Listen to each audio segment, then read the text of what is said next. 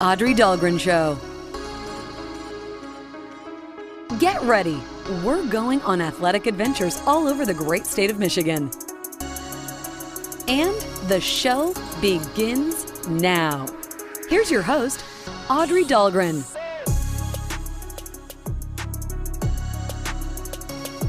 Hello, everybody. Happy Thursday, and more importantly, happy draft day. There is no way I am downplaying the significance of this day because so many people's lives are about to change tonight at 8 o'clock during this year's 2021 NBA draft.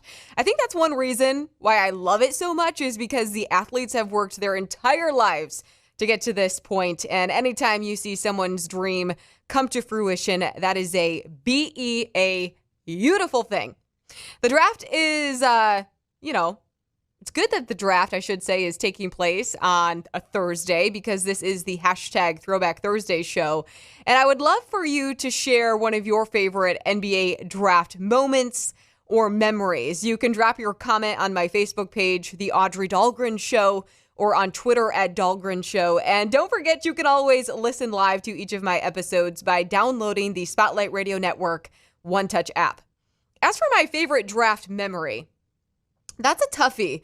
The one I always remember right away, I guess, is back in 2012, though, when Anthony Davis was selected at number 1 overall by New Orleans. And then at number 2, his teammate at Kentucky at the time, Michael Kidd-Gilchrist, was chosen right after that at number 2. I don't know why I remember that one so vividly. I think because I was fascinated with Anthony Davis when he was at Kentucky, just because of how he played and I don't know, his unibrow, and it just I just never forgot that.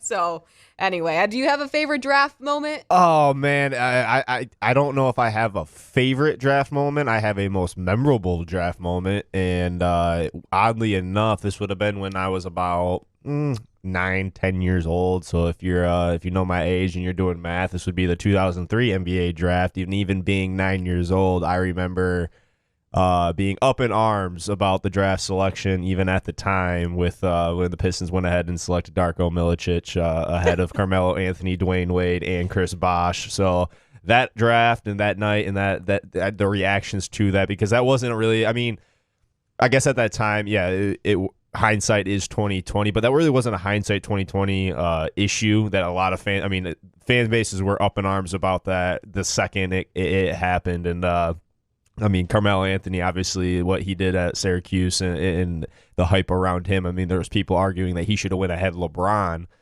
prior to the draft. So I just remember the disdain in the room and the disappointment in the room when we did not select Carmelo, and who knows how much that set us back as a franchise. So that's probably my most memorable. Definitely not my most favorite.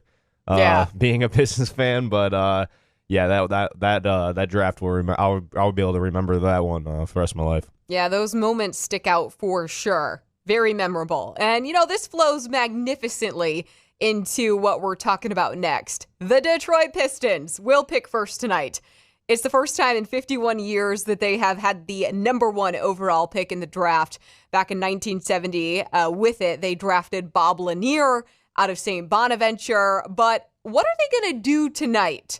It was interesting. Earlier this week, Pistons general manager Troy Weaver hopped on a Zoom to answer any last-minute questions that people may have about tonight and what he's planning to do with the pick. I mean, we've talked about this after the lottery. When they first found out, we discussed it with James Edwards from The Athletic, and it's just, like I said, everybody wants to know what's going to happen. Trade proposals, too, are apparently coming in by the boatload, and when asked about those trade rumors, this was Weaver's reaction. It's all bunk. It's all the rumors just are bunk? Yeah, I mean, I don't really comment on rumors. I just say don't believe everything you read. We're doing our work, and we'll continue to turn over every stone and talk to teams, but the rumor mill does nothing for us right now. It's hard for fans because the anticipation is just a killer. They want to know what he's going to do. And you're going to find out shortly. It's coming up. It is coming up quick. But of course, Weaver, when he did speak to the media earlier this week, he didn't come forward and say, oh yeah, we're selecting Oklahoma State's Cade Cunningham, or you know what, we're going to go with Jalen Green, Evan Mobley. He's our guy. And instead he was pretty coy and he kept his cards close to the vest. He's very much like that though too, in a sense. He's very cool, calm, collected. And so anyway, but you know, a lot of people though they see Cunningham as the no-brainer pick at number 1, but Weaver has a process, and he said from the very beginning when they found out that they'd have the number 1 pick that they were going to weigh every option. However, if ESPN's Jay Bilas had the number 1 pick, he would choose Cunningham, and when talking with him earlier this week about it, he said it with such conviction. Take a listen. Let me say this. The only box he doesn't check is freak athlete. He's just a really good athlete, but he's not like a unicorn athlete. But everything else, mature, poised, length. He's a playmaker, shoots 40% from deep. Because Detroit has the first pick, it's a natural comparison to Grant Hill. And while Grant was a better athlete overall, he was more of a high flyer. At his age, Cade Cunningham is much more skilled and a far better shooter than Grant was. So when you hear Jay Bilas compare Cade Cunningham in a sense to Grant Hill, but even maybe he might be a little better in certain areas, yep. I found that to be a little eye-opening. Yeah, where are you sitting at with this draft? In terms of what I think the Who Pistons... are you taking? Who are you taking? Not who you think they'll take, who are you taking? Who am I taking at number 1? If I were the Detroit Pistons... I feel like Cade Cunningham is the safe pick. Yeah. It's because so much about him. And what he brings to the table. And I'm sorry, I said this a couple of shows ago when we were after the lottery. I'm really high on Jalen Suggs. Okay. I am really high on him as a player, but then again, if you look at the Pistons and the depth, I mean, he's not a player that they need to draft. They have that position in control right now. Yeah. So I would say Cade Cunningham or Jalen Green. Yeah. No, I'm with you on that, and I'm on the fence. I'm 1 and 2 with Cade and Jalen Green. If I'm taking the pick today, I'm taking Cade. And I think the big reason was when I was watching film and looking, kind of just doing a little bit of research, and obviously I can't watch these guys work out, so that's all I can base my consensus off of. But if you check the scores of a lot of those Jalen Green games, and I know he put up great numbers in efficiency, that team was down 40, 50, 40 or 50 points sometimes in some of those games, almost consistently down at the bottom.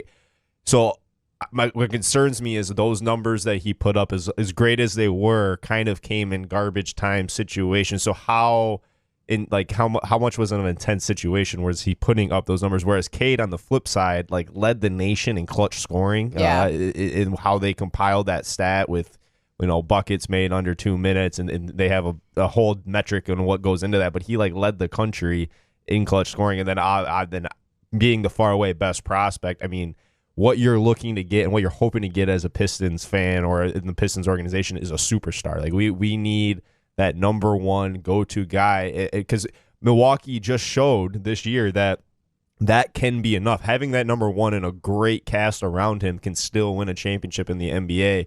And being the market that Detroit is, I don't think you're going to be snagging LeBron James or Anthony Davis or Damian Lillard in their free agency, unfortunately. I mean, maybe that could change. I mean, maybe it becomes more of a destination, but the past has proven that that's not quite it. So yeah, as much as I love Jalen Green in Suggs and Mobley, who has the best chance of being the superstar out of that group? And from all accounts, I think it's Cade, and that's why I'm probably leaning towards him. Yeah, and with the number 1 pick, you do want a superstar. You want a guy who you can build your franchise around.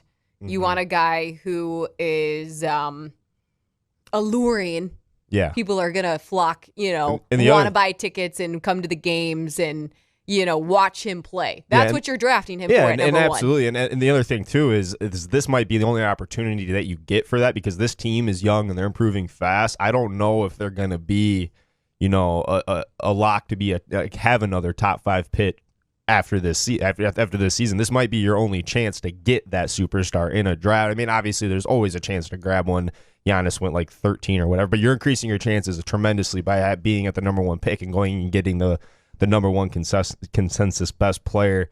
So you got to hit on this one. I mean, like this. I mean, if the Pistons get back to relevancy, and I mean title contender relevancy in the next 3 to 5 years, we're gonna look back and this is gonna be the pivotal pick, and I believe, to get us there. And whoever that is, and I think Troy Weaver has earned the benefit of the doubt. Obviously, we can sit here and talk all day of who we think's the best. I mean, he's gonna take who he thinks is the best, and his in my opinion, his biggest strength is player evaluation and talent evaluation. So I think he's earned, without a doubt, the benefit of the doubt to make the best to find the best player available. So whoever he ends up taking, that's who I'm going to believe is, until proven otherwise. But yeah, from what I'm seeing, what I'm hearing, what I've read, stats and stuff, I think it's surefire. Don't think about it. Just start celebrating today and get your guy. Yeah, Troy is. He's done his research. He's done his homework. That's what he does, and it'll be whatever pick comes through tonight at 8:00.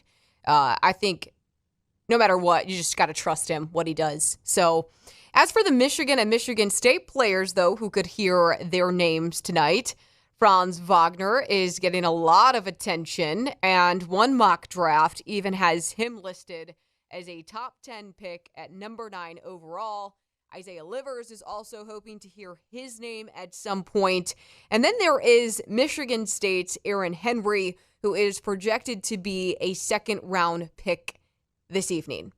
As a junior, he led the Spartans in scoring, rebounds, and assists. And when we asked Bilas about Henry, he said he's ready, especially after coming back for his junior season. That was huge for him. Of course, he tested the NBA waters as a sophomore.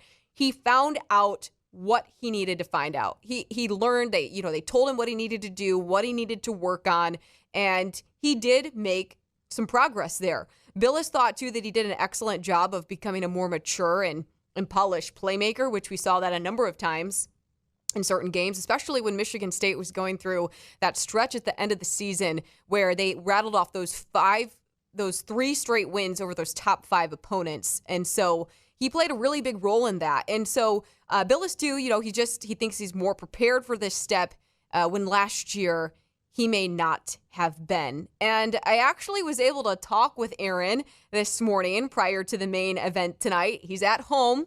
Just, he had to go do a little workout later today. But this morning we were able to chat just to see how he was feeling, what teams may have told him, what teams he worked out for, and just how he's approaching tonight in general. And as you'll hear, he's really, really looking forward to it. Good morning. Good morning. How are you? I'm good. I am good. How are you? I'm doing well. Thank you. It's been a long time since we've seen you. So It has. I know. how's life treating you so far? Good? Life is good, man. Life will be better tonight, though. Life will be better tonight. Yeah. So let's start there then. I appreciate you taking the time to do this just because I know how important tonight is for you and your family. So let's start there. The excitement aspect of it all, as you've been waiting for this, and now it's finally here tonight. That's a lot of emotions. I'm the type of guy that's just like, I never really celebrated my birthday. It's just like, I feel like this is just an important day. I'll go about it, treat it like a regular day. And when the time comes. But, I'm approaching like anything else, man. Whatever happens, just happens. Did you have a hard time sleeping last night? No, I slept like a baby. I really did. I slept like a baby. I got to get up and work out in a minute. And the grind was time with me, so I had to get some rest. Where are you going to be watching the draft tonight? From my house in Indy. I'm going to be with your family? Family and friends. Yes, ma'am. The whole 9. When you say your family too, so like how can you give us a more description of the people? Brother, of course, mom, dad, aunt, grandma, cousins, close friends, AAU coaches, trainers, guys that have just been around me for a long time to help me get to this point. All of my friends are going to be there. So it means a lot to me. I can imagine. You've been working hard for this. And so over the summer, what have been some of the things, and going through workouts and talking with teams, did they really like and had been, impressed with in your conversations with them when it came to your game and you as a person? Of course, when I get in front of them, I interview well. I always seem to, send them off the right way in that area. But as far as, of course, me playing defense and being versatile there, but they're always intrigued with, the type of shooter I am. It doesn't mean that I'm Steph Curry or anything, but I mean, I'm Mike. Working out with Mike has really developed my shot. Working on my handle. They've been surprised with that. Just a lot of things that they didn't know I could do. And they've just been intrigued with that and continue to understand that my development will only just increase my chances of being a better player in the NBA. You felt like too, because after your sophomore year, you tested the NBA waters and then you came back and you knew what you had to work on and what you wanted to work on. And so do you think that you accomplished everything that you wanted to in that from sophomore to junior season at Michigan State? Absolutely. I accomplished everything I needed to, I got a team to the tournament last year. We developed, I made closer relationships. I got better. I'm a year wiser, a year smarter.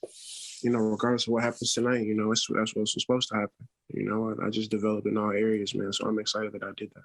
Yeah. Do you think you have become a more polished player than you were from a sophomore to junior and now over the summer? Absolutely. I became more polished for sure, more confident in myself and just, became a dominant person, understanding that, that time was needed. It was no need to rush myself in or something that maybe I wasn't ready for, or even if I thought I was, you can go into it now, a year better and more polished, as you said. And then the defensive side of it too, you brought that up. That's one area that has always been strong for you, being a strong defensive player. But do you feel too, as you almost became a defensive stopper as a junior, if that makes sense? I mean, I've always felt like I've been a defensive stopper, just whoever the matchup was. I mean, we can watch the film, whoever it was. I feel like I held my own for sure. But, I take pride in that. That's a personal thing that, it's just, I don't take any stuff from people on defense. And, that's where I hang my hat at because I feel like it's the easiest thing to do on the court. It's just a matter of effort and hustle. I don't know if I've ever asked you this before, but who is your favorite NBA player, or who was your favorite NBA player growing up? I don't think I've ever asked you that before. My favorite NBA player growing up, just being from Indy, was Paul George. I used to watch him a lot at Bankers Life and Conseco Fieldhouse before that.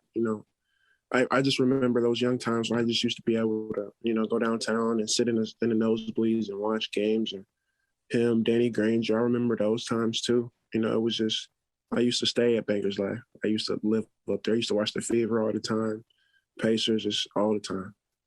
And that, being in Indianapolis, it would be very probably, I don't want to say convenient for you to hop over to Bankers Life, right? I mean, Okay. So it's like 12 minutes from my house. Oh yeah. So you're very quick. That's a quick trip. Yeah, it is. Yes, it is. You have a lot of support when it comes to your Michigan State family too. So let's start with your teammates, your former teammates who are also in the league, and how maybe the conversations that you've had with them over the last couple of months about this process. And just, X had a really great rookie year in the league. And so what do you talk to them about, I guess, as you lead up to tonight? I mean, they understand me as players. They play with me at Michigan State. They understand me, like, who I am as a person. I mean, they just tell me, you're going to be fine. It's not like Michigan State. Come in, do your work. Come in and just be a great teammate, which, Izzo prepares you for that and more, naturally. I mean, it's just literally tell me just to take the pressure off of it because you're already ready, man. They just continue to do what you're doing. That's what I hear the most. Just leave the emotions out of it, man, whenever everything happens tonight. And when you get your name called, man, just be ready to work, man. Be ready to fly out the next day, start working. I know it was crazy because usually, you could leave the next day. The next day, that's the craziest thing. The next day I could leave, literally. And then with Coach Izzo, he's always been in your corner, advocate of tough love, that kind of stuff. And so what has he done too in this draft process for you? And maybe you didn't realize maybe how much he was in your corner, if that makes sense. Man, I've always felt like he's in my corner, no matter how much, it may seem like we go at it or we argue or whatever. It's tough, that tough love, that accountability, that all comes from a good place. And to question anything he does for me or his players, it's just bizarre. I don't feel like he go out of his way to do anything crazy or something like that. But no, I just feel like from the time that he's put, seeing me in my first practice at Michigan State all the way to now, when I'm no longer at his practices, he's always had my back. So, I feel comfortable, with anything that he puts before me. Who is your representation in terms of who's your agent? Mike Miller. I've been with him. Dan Frank as well. I've been down there in Memphis. They're based out of LA though, so I just been down there locked in Memphis working out. There's not much to do down there, so it's been me and basketball. You said you've been in Memphis working out? Mm-hmm. Okay. That's a whole brand new world too, like getting adjusted to that side of it. So what have you learned with getting an agent and representation, and how has that process been? It's been a good process. I just wanted to get with the best person possible. Agents, it's hard to go wrong, because they're all going to be, working for you and doing the things that propel you in the job, because it's their job too. They need you just as much as you need them. But just being around good people that have been in the position I've been in was important to me. So just getting around that and understanding that Mike Miller understood the game. He's played it for a long time, won championships, played with the best. Why would you not want to work with a guy like that? And you mentioned you're about to go work out. So what has your day been like in terms of getting these workouts in now that you're, getting ready to in the league? Like, break it down for us as to what you're doing every day. If I'm not working out for a team, working out with Mike, I'm in the gym from 10 to 2, workout on my body from like 10 to 12, workout on the court from like 10 to like 2, come back at night and shoot at like 6. So that's generally a day that goes on with Mike. But compared to working out for a team, I'm probably up at 6:37, picking us up at the hotel, going over there, doing all the AI testing, the anthro testing, stuff like that, strength and conditioning stuff. And then we work out, and you don't leave their facilities to like whenever your flight leaves. So it's like a pretty packed day. Sometimes the test, like the AI test, like they can get lengthy too. Like they can. I feel like I was taking a couple exams for sure. What teams did you really feel like when you worked out with them, you felt just kind of at ease, or it felt nice or comfortable, or like, I'd really like to play here? Yeah, I feel like for all the teams that I worked out for, I feel like they went well. I'm the type of guy that I don't really want to jinx myself tonight. Like I don't want to, put like something in the air and then something happens. Like it's just something weird, I kind of just want to let everything happen. But in terms of like, how the workouts went or anything, like they all went well. Like they all love me. I feel like, some teams have a better fit than others for sure. But in terms of them watching me play and understanding how the game goes, I feel like they like me in that aspect. So I just feel like everyone went well. What teams did you work out for? Man, it was like 13 or 14, I believe. I worked out for the Knicks, the Bucks, the Pelicans, the Rockets, the Raptors, Orlando, Philly, Denver, Atlanta, Phoenix, Brooklyn, Cleveland. Those teams. Okay. So it was a nice list for sure. I went to like 12 different cities in like 19 days. Just because of like that injury I had and stuff like that at the beginning. It was weird, but I got over it for sure. And I had to get him in though. So it was the toughest way, but I was in the airport for a long time. Yeah, you were living out of your suitcase essentially. Man, absolutely. I'm looking at this suitcase right now like, oh my God, like I made it. So you had a little minor injury before? Yeah, I had a quad strain at the combine. Are you in your room right now? I am. I'm in my room for sure. So I see a lot of basketball stuff back there. So yeah, it looks like you have your high school AAU. couple jerseys, man, Okay. for So, sure. I mean, Aaron, I think, we, over the years, we've known that basketball is obviously a huge part of your life. And so if you had to, I guess, categorize, what the game just actually means to you in general and what you've just learned to love about it more over the years, what would it be? Or if that makes sense when you have some time to reflect on it. Yeah. I mean, basketball is just like a lifestyle, honestly. I've came across my best friends because of the game. I've made myself a job because of the game. It's got me to college. Hopefully I'm able to, financially help my parents, help my community, just stuff like that, man. That basketball is honestly, people say ball is life, but I don't think it's life, but it can be a lifestyle. It can take you a lot of places, but you can't lose sight of what's got you there. Understanding that what's got you there is only going to keep you there. So basketball is it's everything to me, but it keeps the perspective, of why I started playing. I will say this. Aaron has grown a lot from his freshman season, and not just from a basketball standpoint, but from a maturity standpoint as a person. I just always think back to that time in the opening round of the NCAA tournament in 2019. That is, of course, the year that Michigan State went on to advance to the Final Four. And the opening round, though, of the tournament against Bradley, in that game against Bradley, when Michigan State won 76-65. But all anybody wanted to talk about was the incident between Tom Izzo and Aaron Henry, when he kind of lunged at him, grabbed him, and got in his face after he, didn't do what he was supposed to do. And it really was blown out of proportion because the national media does like to do that when they're not around the program every single day and watch games every single day and know that that is the type of coach Tom Izzo is, and that is what the players sign up for. Even after that game, in talking to Aaron, he's like, that's what I signed up for, to come and play at Michigan State. And now, 3 years later, he is going to be sitting on his couch at home with his family around him, potentially getting to be able to live out his dream of being an NBA player, which the growth, like I said, aspect has been really incredible to watch.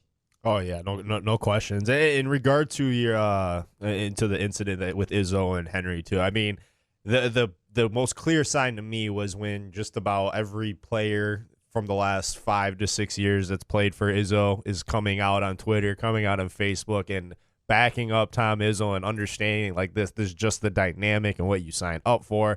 I mean, if the players that are just so freshly removed from the program still feel that way and they're going to back them up, I think the people in the, that have watched maybe 1 or 2 Michigan State games throughout a season should probably just back off and take that, give them the benefit of the doubt. But yeah, when it comes to Henry, though, I mean, what a grounded, just individual. Like you said, he's matured so much, and like you can just tell he has such great perspective and an understanding of, what he wants out of life in the game of basketball. And, I'm just really, really happy that he's, in this position, because, I mean, it was kind of a long road, maybe an uncertain road at some points in time if he'd get to this point. But, yeah, I'm glad. And how can you be any more cool, calm, and collected the morning of your draft? I mean, I can't imagine the type of anxiety I would be feeling, but he seems like, it's just another day. I got my workout. I slept like a baby last night, and he didn't sound,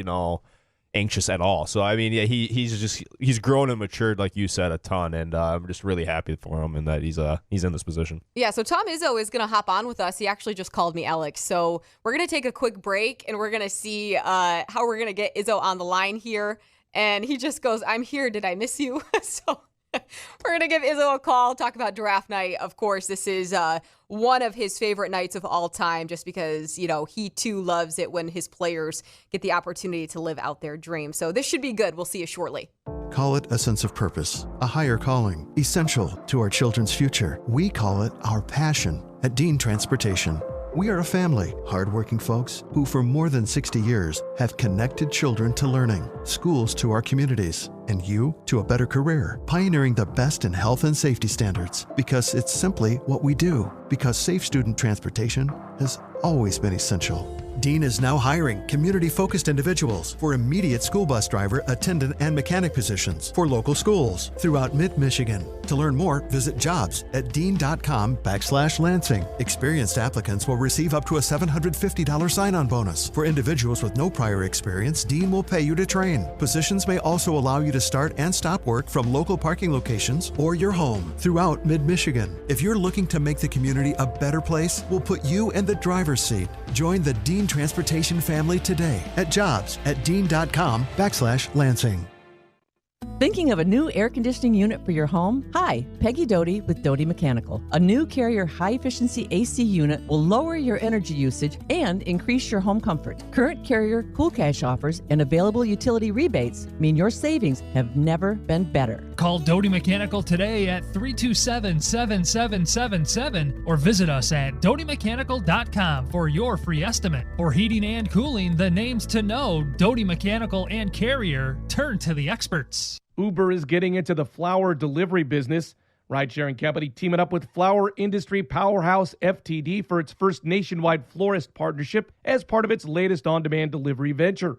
Uber expects to roll out the option nationwide by early 2022, so it should be available almost everywhere by Mother's Day next May. You can see the available options by tapping the flower icons in the Uber Eats app. Instagram Reels can now be up to 1 minute long, doubling the previous 30-second time limit. Reels debuted with a brief 15-second time cap, then quickly got doubled just a month later. Rival TikTok recently expanded its time limit to 3 minutes for all creators, so it's probably a matter of time before Instagram heads that direction as well. Twitter is experimenting with shopping, placing a shop module at the top of some brand profiles that links to products their followers can buy. United Airlines will now allow passengers to pre-order food, snacks, and beverages online up to 5 days before their scheduled flight. Tech Report, Larry Olson, NBC News Radio.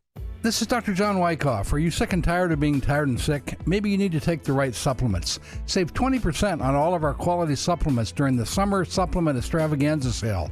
Save on all of our supplements to help improve energy, reduce brain fog, improve sleep, normalize GI functions, and stabilize mood. Save 20% on all of our great supplements both in the East Lansing office or online at wycoffwellness.com. Improve your health and get on the path to wellness today with Wyckoff Wellness. I'm Tony Cuthbert with your Spotlight Sports Update. The Pistons have the overall first pick in tonight's NBA draft at the Barclays Center. Oklahoma State's Cade Cunningham is expected to go number 1, but Detroit general manager Troy Weaver is open to all options. The Pistons also have 3 picks in the second round. Despite letting a 10-0 lead slip away, the Tigers held on to beat the Minnesota Twins 17-14 in the series finale yesterday. Jamer Candelario and Eric Haas each had 3 RBI for Detroit. The Tigers are back home to host the Baltimore Orioles in a 4-game series beginning tonight. Casey Mize goes to the Hill for Detroit in the opener, while Alexander Wells gets the start for Baltimore. And the Red Wings made a few moves on the first day of free agency. Detroit added Dearborn native Jordan Osterley from the Arizona Coyotes. The Wings also re-signed center Sam Gagne and goalie Kelvin Pickard. Welcome back to the Audrey Dahlgren Show. It's my team. It's my quarterback. The Spotlight Radio Network. In his 26 years as the man in charge of Michigan State's basketball program, Tom Izzo has had the pleasure of watching so many of his players live out their dream on a night like tonight, which is draft night. It's why Tom is joining us now, and I really appreciate you coming on the show because if there's anybody who, loves to watch their players live out their dreams, it's you. And it's kind of what draft night is all about. How are you today? I'm good, Audrey. You're exactly right. It is one of the highlights of my career. It's really nice when I can be in the green room with him. Unfortunately, I'm down in Orlando on the last day of our recruiting. Otherwise, I'd try to be with Aaron. He's going to be home in Indianapolis. But, it's a strange draft this year, boy. I mean, I don't even know if the number 1 pick is a sure thing right now, and that's odd. But a lot of guys that are kind of evenly matched. And, I could see Aaron going in a lot of different places and a lot of different situations. Within the last 4 days, I've talked to a lot of teams, and there's the biggest thing I get is the unknown, and the other thing I get is there could be a lot of trades, which really change things. So, like everything else, everything's getting so transit. It's got its goods to it, but it's got its bads, and one of the bads is there's nobody feels comfortable about anything. So I don't know what's going to happen tonight with him or with the draft in general. I actually, think the Pistons will take Cunningham, but I wouldn't be surprised if they took Green. I mean, I really don't know. Yeah, it is interesting, and we've been talking about that actually for the first half hour of the show, because earlier in the week, Troy Weaver was just very, coy about what was going to happen. He's been getting a lot of, there's a lot of trade rumors going around. Yeah. But, as you mentioned too, with Aaron, going back to Aaron, what are some the other things that teams just have wanted to know or have been really asking you about when it comes to him?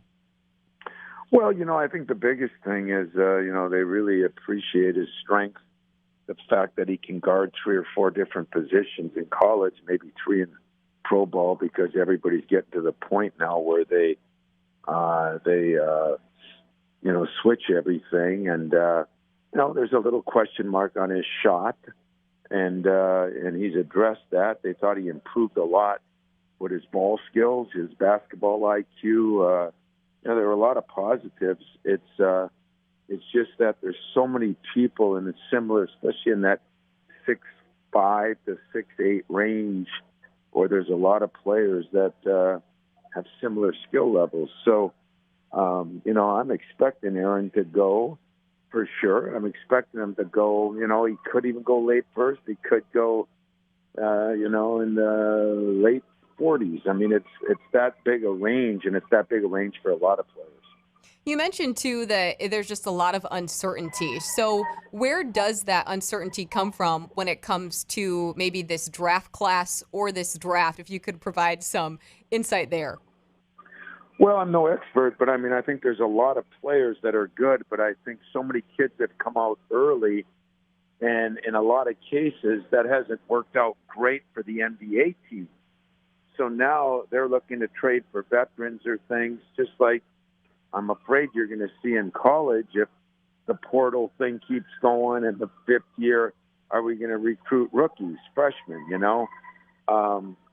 That's going to be an issue, and I think it's an issue in the NBA right now, and a lot of uncertainties. And I think what's happened now is it used to be the head coach get fired, but now general managers are getting fired. So everybody, is afraid to pass on a great player, but having to win immediately, like most have to do, it's proven that young guys don't win. Phoenix had a great 3-year drafts. They got Aiden, they got Booker, they got really good players. But their team didn't change until they traded for Chris Paul and got a veteran quarterback. So I think that's part of the problem right now. That is going to be one of the unintended consequences of all this movement and uncertainty. It leaves for a lot of question marks. Over the years, too, I want to, the tradition, that has come from, players getting drafted out of your program, number of players, first, second round. What is your favorite part about, I guess, draft night in general? Or, what are some of your favorite memories? Because this is I will say this is the hashtag Throwback Thursday show, so you can relive as many memories from draft nights as you want. Well, there has been a million from being there when Mateen and Morris got drafted early, and watching guys, like a Morris Peterson who wasn't even top 200 kid maybe, and it's been fun to watch the excitement on Xavier's face, or the excitement, even for Jason Richardson, and to be in the draft room with some of those guys like Gary Harris, Denzel Valentine. It was just awesome. Adrian Payne. You're right. There's been a lot of them, and some like Brandon Dawson sitting at home, and I get a call from Doc Rivers late that they're going to pick him, and on the late second round. But, I mean, just the joy and excitement of there's still only 60 spots. Everybody talks about all these different leagues and people going to the top 100 and the G League. And, at the end of the day, there's still only 60 spots. And of those 60, probably 20 are going to European players and probably another 10 aren't making it. So there's 25 to 35 Americans that are making it a year. It's pretty prestigious event. And unlike football where they have 7 or 8 rounds, 2 rounds makes it slim pickings. Oh, yeah, it adds a lot of pressure, too. I mean, you can have a lot of anxiety sitting there. Aaron could have that tonight, just kind of waiting and hearing other names. But we were able to speak with him. I was able to talk to him this morning, actually, real quick. He was at home in his bedroom getting ready for tonight, going to go to a workout. And he was just kind of to the growth and the maturity in his voice is something that I think from his freshman year to now, I mean, obviously he's improved so much on the court with his game, but just the maturity aspect. What's the biggest thing that you've seen from him from a maturity standpoint that he's ready and so much different than he was when he was a freshman? Well, I think that's one of the areas he grew the most in last year. Maturity is something, it sounds like a negative, like you're not mature enough. Well, none of us were when we were that age, including you and including me. We just found a way in our society right now to try to speed this process up. And some of the process it takes time. It is part of the process. We just want to skip the process a lot. So I think in his game, his strength is one. His basketball IQ, his ball skills have really improved. But probably more than anything last year, his maturity. And what does that mean? Well, it means that he's interviewed very well for teams. That's always an important part. He's passed that test. It's just a matter of what they're looking for. And sometimes you can be a good enough player, but maybe there's somebody your size that shoots it better. Maybe there's somebody your size doesn't defend as well. Maybe in the teams that like you, all of a sudden there's a trade at the last minute, and then you're out of luck. It's such an inexact science, and anxiety, I would say, is going to be there. But here's the thing that I think people should realize, and even the players themselves, that they don't. Everybody wants to get drafted the highest you can and this and that. But really, the key is to get drafted to the right team so that you get a chance to stay in the league. One couple years in the league doesn't make you. It's getting that second contract and being in the right place that does. Well, speaking of that then, while I have you, that is a great example for Bryn Forbes. Drafted by the San Antonio Suns, went on to now has an NBA championship with Milwaukee and put himself in a pretty good situation now, setting up for what his future will be in the NBA. Well, Bryn's a real good example because he really made himself a player. I mean, he deserves all the credit in the world. He just kept grinding and grinding. But, talk about get unlucky. Last year, I think he would have signed a major deal with, I think it was Charlotte, same team as Miles is with.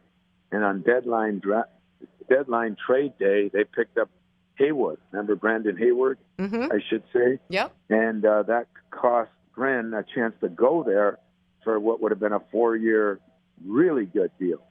But now he's, I think he had a 2-year deal with Milwaukee, so he's got another year. Whether he'll be part of a trade or whether he'll end up there is yet to be seen.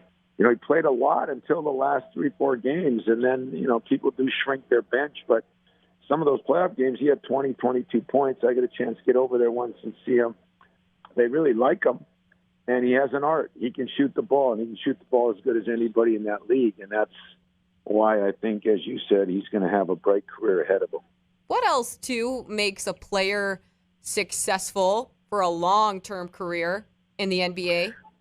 Well, I think you got to be mentally and physically tough. Everybody talks about the physical toughness, but mentally you got to be tough. I mean, there's so many ups and downs in that league, and then you're playing good and you get traded, or you're playing good and they trade somebody and they bring somebody else in and it changes your role.